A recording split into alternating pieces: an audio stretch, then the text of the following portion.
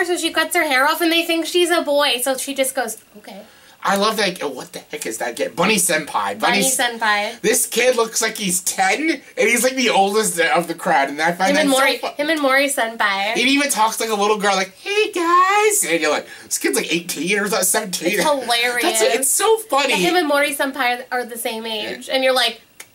And my favorite episode is when they satirize Alice in Wonderland. That is a funny episode. It's so funny. It's filler, but it's fantastic. Yeah, it's got clever satire, clever jokes, enjoyable, fun characters. Very especially the weird, creepy twins who finish each Hikaru and Kaoru. Yeah, like they're just enjoyable to watch. I love these characters. It always puts a smile on my face, and it's just fun, and it's great for anime fans. Especially anime fans who love comedic animes. And yeah, I love Ouran High School Host Club.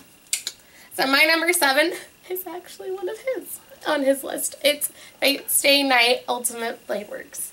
Breath of fresh air. I know! Yeah. Well, honestly, I love the franchise. I love the Fate franchise. What gripped me on this one is the take on Rin is a little different. And I actually super love Rin as a character, and I like the fact that it had some different issues with, you know, the master and servant kind of, you know... Yeah, and like I said, like it's just enjoyable to watch. It's got so badass, and everything kind of made sense. Like, I'm not saying that Fate Zero didn't make sense, but there was some like pointless killing. But like, I actually kind of understood where Castor was coming from. Like, not that like her plan is gonna work, but she actually just wanted to defy her master. She's a pretty clever one. She's very clever. She like outwits people. She did. She outwits her own master. Yeah, she outwits her own master. She kills another servant. She takes 2 servants. Yeah. She has assassin, and then she takes frickin' Saber. I'm not gonna spoil it, but some characters from Fate Zero come back. Yes, they do. Awesome. It is amazing. It's so fucking cool. And I love, and you know, Shiro Emiya is, you know,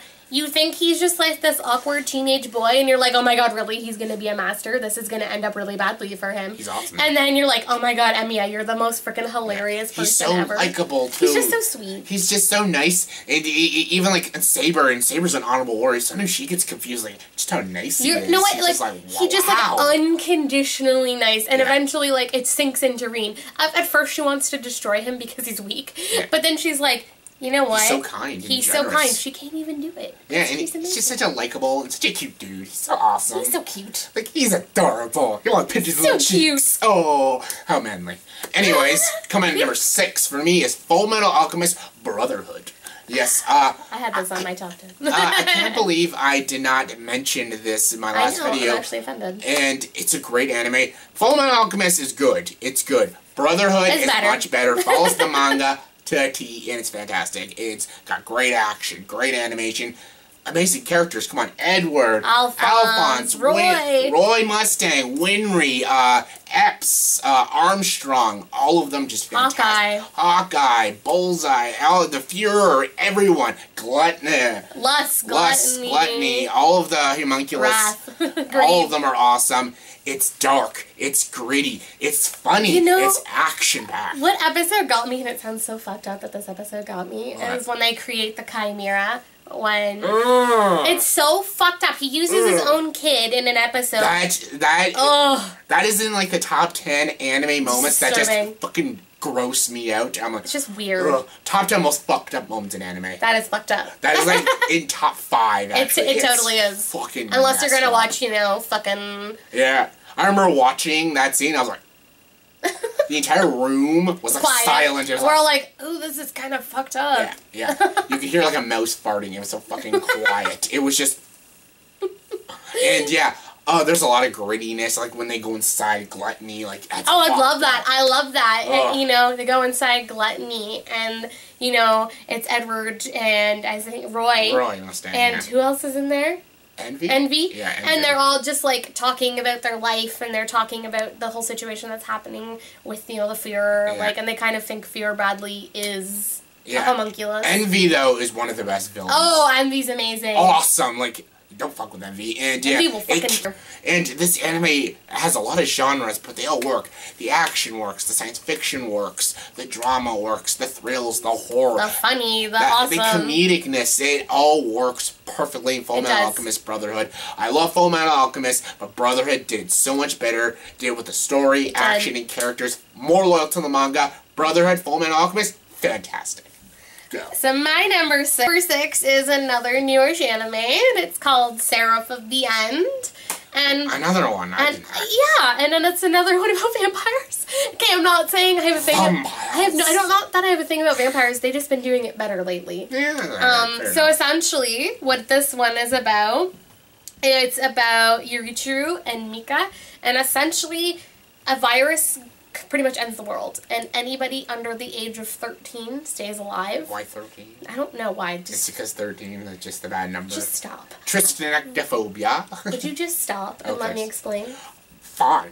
So, I'm gonna go right over here then. So essentially, they live, but the vampires that survive essentially keep them as slaves in blood bags. So essentially, they're just children blood bags, and it's so fucked up. Like Daybreakers shit. Oh, it's fucked up, and it's awesome. And then, you know, the opening is so gripping, you know, essentially, the first episode, you're like, holy fuck, so much happened, it's amazing. So essentially, Yurichiro is like, I want to escape. So they try to escape, and they all get fucking murdered. Yeah. They get murdered, and then Mika, like sacrifices himself so Yurichiro can leave.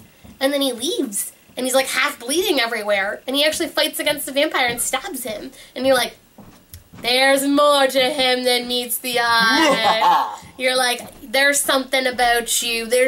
You're half demon or something. So, it's amazing. I got, like, so into it, and, you know, the story builds and builds. A character isn't actually dead.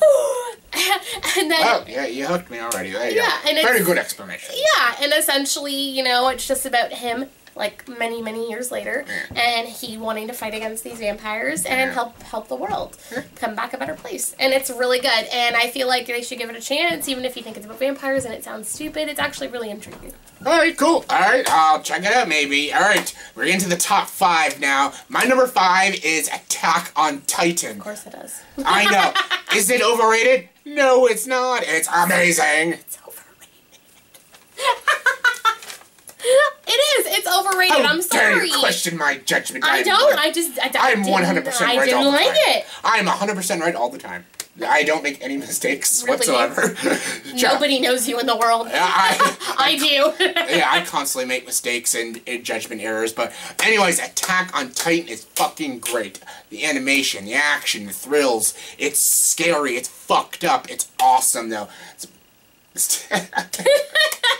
I can't explain what you give me that face.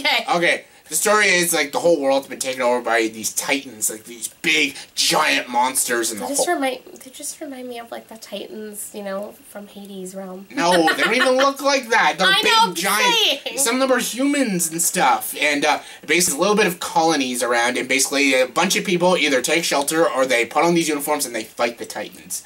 And there's a weakness to kill the titans. You kill them above the neck. Just above... Yeah. I am so selling you on this. And, it's about these main... Carry on!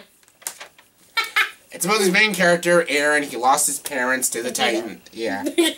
Yeah. He lost his parents. You know what? Fuck you. I do love you. This is the most unprofessional video ever. It so is, but you know, I wish that I could like it. It's so good. I watched the first 6 episodes and I couldn't get into it. Shh. Anyway, it's about a character named Aaron.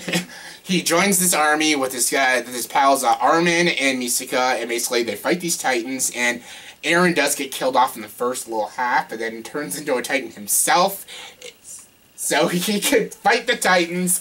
And yes, there's awesome characters like Captain Levi, Misaka. There's good, powerful female characters like Misaka. Oh, gotta have that strong, independent woman. And don't fuck yourself. And it's so good. The animation is good. It's so gripping. It gripped me in the first episode. I'll give it that. The animation is very beautiful. Beautiful to look at. It's colorful, but it's dark. It's grim. It really. It's almost like it's very bleak. Yeah, it's very scary. Their world is bleak. Their world is very bleak. And you don't know what's going to happen. They can kill any character off. You will never know. Game of Thrones of anime. Yes, it's the Game of Thrones of anime. It's It's a little bloody. It's a little disturbing. If you cannot watch disturbing animes, then definitely don't check this. This is not... Not for the faint of heart. This is not like Elfenlight or Mir and Nikki or Higurashi. It's not like those. Not that kind of Not just pointless gore. Yeah. The gore represents something. It represents this world. This is a bleak and disturbing world. And people have lost hope. And the only hope they got is Eren, because Eren did something different. Then the motherfucker dies! Yes, but now he's alive again. He's a fucking Titan. That's why he's their only hope, because he is a Titan. He can defeat the other Titans. Sure. Sure? It's a great anime. Very good. The writing is good. The direction's good. The execution is really good. It ended really strong, and there's a twist I will not spoil. It's good. Fuck what she says. It's good. We're allowed to have our own opinion. No, you're not. Okay, well, I'll go with... And my number 5 now is... I'm going to insult it. No, you're not, because I'll explain it and you're not going to be able to. Okay. So, essentially, it's Paradise Kiss. What's that? Exactly, you didn't even watch it. So, Paradise Kiss, for all of you who are, anime lovers, Madhouse Productions did it. I like Madhouse. And the same creator as Nana. I love Nana. Created this anime. I love anime. So, Yukari. I love Yukari. Okay, I'll stop that. Thank you. So, the Yukari is the main character, and essentially she lives like a very humdrum life. She goes to school, gets good grades, wants to figure out what she's doing with her life. And what does it all mean? What does it all mean? So, essentially... Part of your world. Yeah, not quite. So, essentially, she's, just walking the streets, and then she gets stopped by this, like, punk rock-looking guy who's got, like, safety pins in his face. Anyways. And he's like, "Miss, you're so beautiful. Will you model for me?" And she's like, "What the fuck?" And she runs away, then runs into a very beautiful woman with purple hair. And her name is Isabella. Now, is she the Johnny Hunter? No. This is a prequel to 80 of these. It is not. So essentially they take her and they say, "You're very beautiful and we want you to model our clothing line. We're fashion students." So it's about these fashion students that want her to essentially model for them. And she's like, "Oh, that sounds retarded." And then she meets George, which is our lovely main character. That's a guy. And that is the most anime name I've ever heard. Like, literally, George. You know what is funny? George is bi. Anyway. Nothing wrong with that. Dude likes both. Anyways, yeah. So she eventually takes this on, goes, cuts her hair, very pretty, tall girl, becomes a model for them. But then she actually becomes a real model.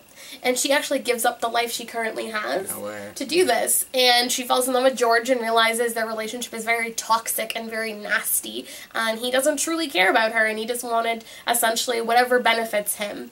And this is the building of their story, and then she comes to a point in her life where she's at a crossroads.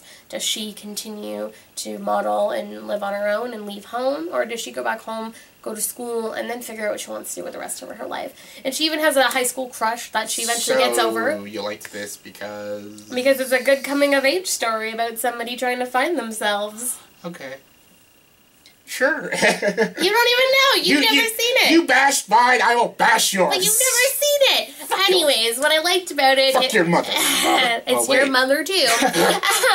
Essentially, I like it because, like Nana, it has believable characters, it has a story that actually makes sense, and people do drop out of high school to do stupid things, to follow their dreams. Okay. Alright. Sure. And listen, whatever. If you want to check out a good anime that, is got like a Nana-esque feel to it. Then watch Attack on Titan. Yeah, no. Yeah. Yeah, no. Yeah, you will. No, you won't. Yeah, you will. No. Yeah. No. Yeah. What is your number 4? Yeah. What? What is your number 4? Number 4. Number 4. Let's keep it professional. Keep it professional. Number 4, Inuyasha. I fucking love Inuyasha. Inuyasha, yes. I want to change the world. We can't speak Japanese, so we won't say that. Yeah, you know the Bubble Jumbo. Sing a song, here you go. No? Okay. I love Inuyasha. I grew up. We grew up watching Inuyasha. Watching YTV, watching some Inuyasha. Late night YTV had Inuyasha and then #sign right after. If you're Canadian, you had YTV. If you're American, you had your Toonami. But either way, we don't have Toonami. I'm so sorry. I know we suck. Yes, Canada fucking sucks. I want Toonami. Don't pout. We don't have it. No.